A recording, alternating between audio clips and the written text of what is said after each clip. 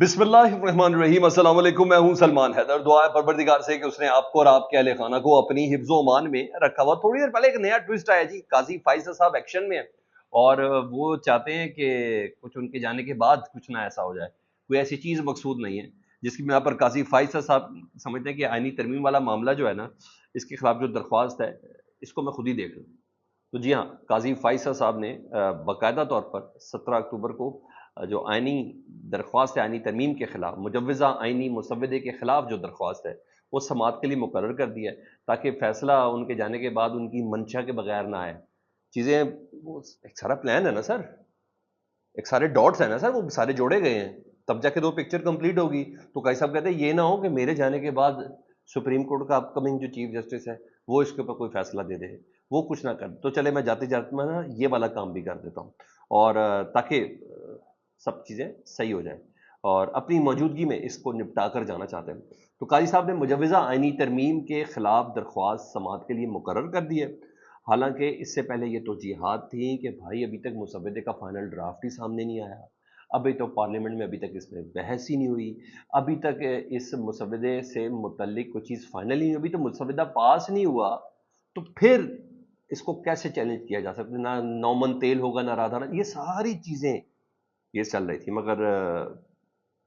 آگے بھی تو قاضی صاحب ہے نا، تو انہوں نے کہا نہیں، اس سے پہلے میں یہ کہتا تھا تو نہیں، اب میں ذرا اس کو اس طریقے سے دینا چاہ رہا ہوں تاکہ کسی قسم کی کوئی توجیحات رہے نا۔ اچھا جی، باقاعدہ اب کیا کر دیا گیا جی، 3 رکنی بینچ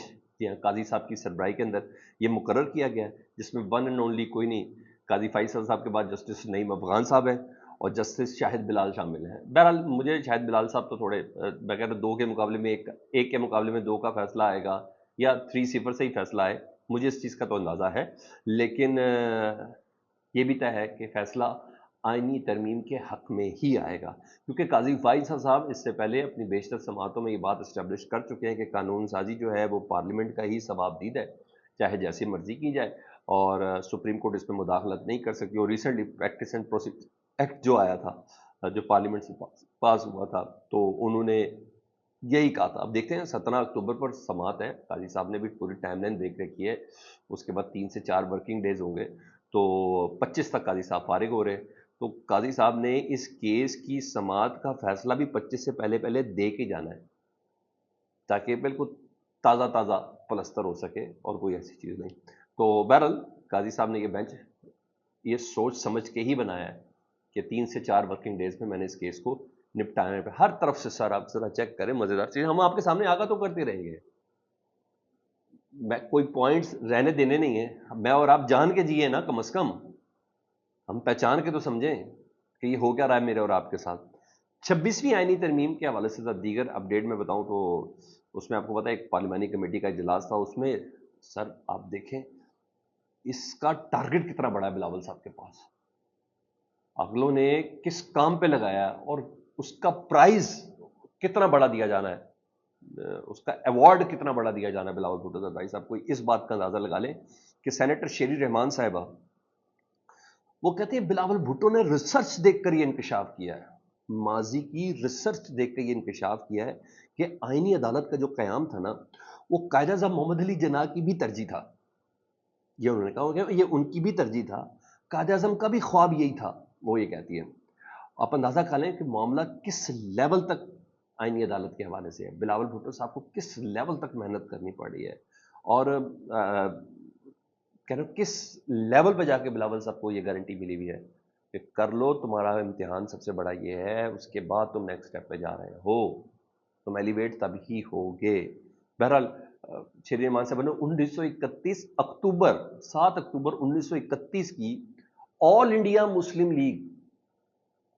کہ کسی فنکشن کا ذکر کیا جس میں قائد اعظم صاحب نے اپنے خطاب میں کہا ہوگا، یہ کہا تھا، انہوں نے یہ بولا میں نے نہیں دیکھا بہرحال، اور مطلب اتنی ارک ریزی کی جا رہی ہے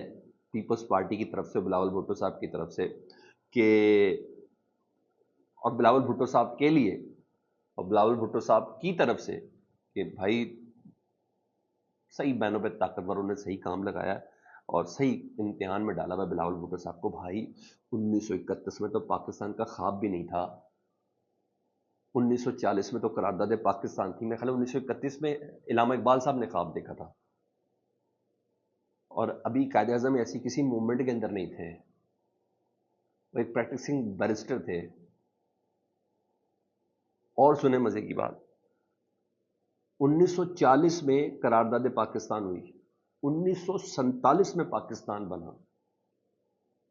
اور یہ جو موجودہ آئین ہے ہمارا جس پہ 26ویں ترمیم کر رہے ہیں، یہ بلاول صاحب کے نانا نے، ذوالفقار علی بھٹو صاحب نے کی انتھک کوششوں کا صلہ ہے۔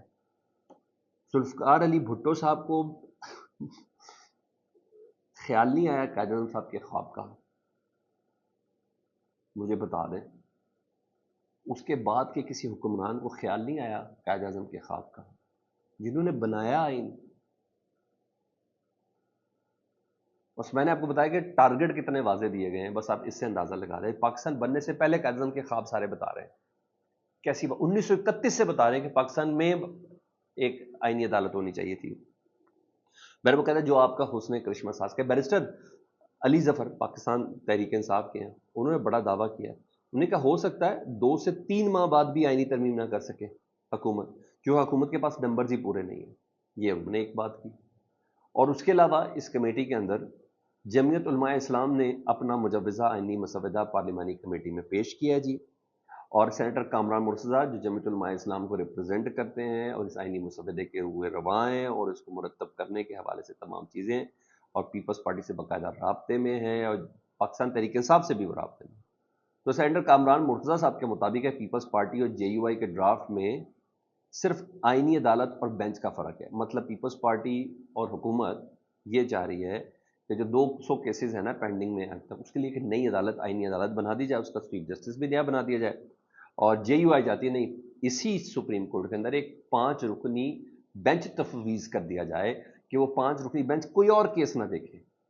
وہ صرف اور صرف آئینی کیسز کو نپٹائے۔ یہاں وہ کہہ رہے ہیں کہ ہمارا معاملہ ہے پیپلز پارٹی اور باقی ڈرافٹ پہ ہمیں کسی قسم کا کوئی اعتراض نہیں ہے، یہ جے یو آئی کے لیے پیپلز پارٹی کے ڈرافٹ میں، ہمارے ڈرافٹ میں کسی قسم کا اور کوئی اختلاف نہیں ہے، اور وہ کہتے ہیں کہ امید ہے کہ جلدی ہم دونوں جماعتیں مشترکہ ڈرافٹ پر اتفاق بھی کر لیں گی۔ اور آج آپ کو پتہ ہے پیپلز پارٹی اور جے یو آئی کی کا ایک اہم اجلاس بھی ہے زرداری ہاؤس میں، تو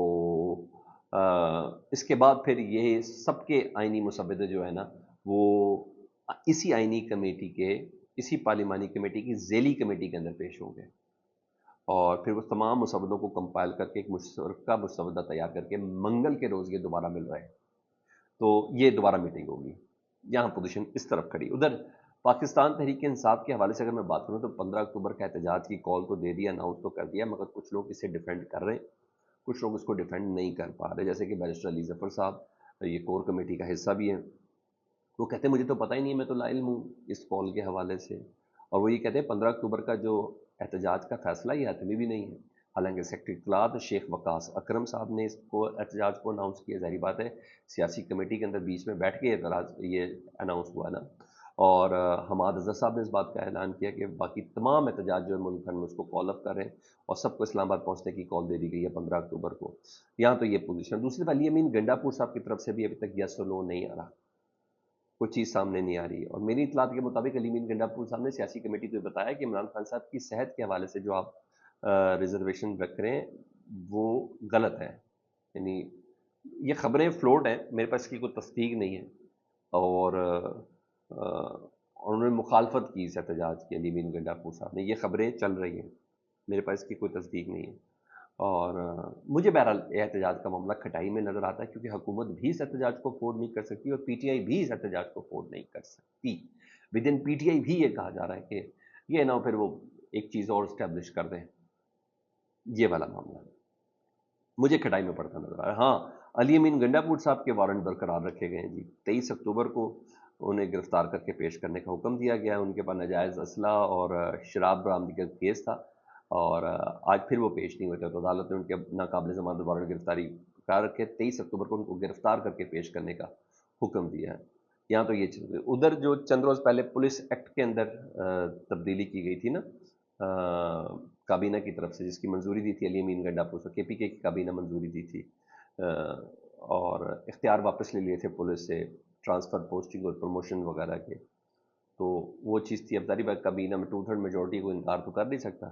دوسری طرف پولیس افسران کا ایک اجلاس ہوا ہے اور وہ پولیس افسران نے اس پہ تحفظات کا اظہار کیا. وہ کہتے ہیں اس کا مطلب ہے تو پولیس تو بیوروکریسی کے ماتحت ہو جائے گی. اچھا جی. تو کچھ افسران نے 3 سال چھٹی تک کی بات کی، ہمیں 3 سال چھٹی پہ چلے جانا چاہیے. بہرحال ہو یا نہ ہو، پولیس اپنا ذرا تھوڑا چوکٹے میں آ جائے گی، کیونکہ جو 3 4 کام انہوں نے کیے ہیں ڈائریکٹ مرکز سے ہدایت لے کے اور صوبے کے چیف ایگزیکٹو کو بائی پاس کر کے، یہ واقعی کہ پولیس اپنی اوقات سے بہت باہر تھی. آج تک آئی جی نہیں چینج کروا سکا وفاق سے کہہ کے. 8 فروری کے انتخابات ہوئے ہیں، تو آپ بتا دیں کہ گیم کس حساب سے چل رہی ہے. بہرحال ڈراوا ہی صحیح، پولیس کا چوکٹا ضرور بہتر ہو جائے گا. ان کو پتہ تو چل گیا کہ یہ کر سکتے ہیں. آپ کا کیا خیال ہے؟ فیڈ بیک میں ضرور آگاہ کریں. اپنا بہت خیال رکھیں. اللہم صلی علی محمد وعلی محمد.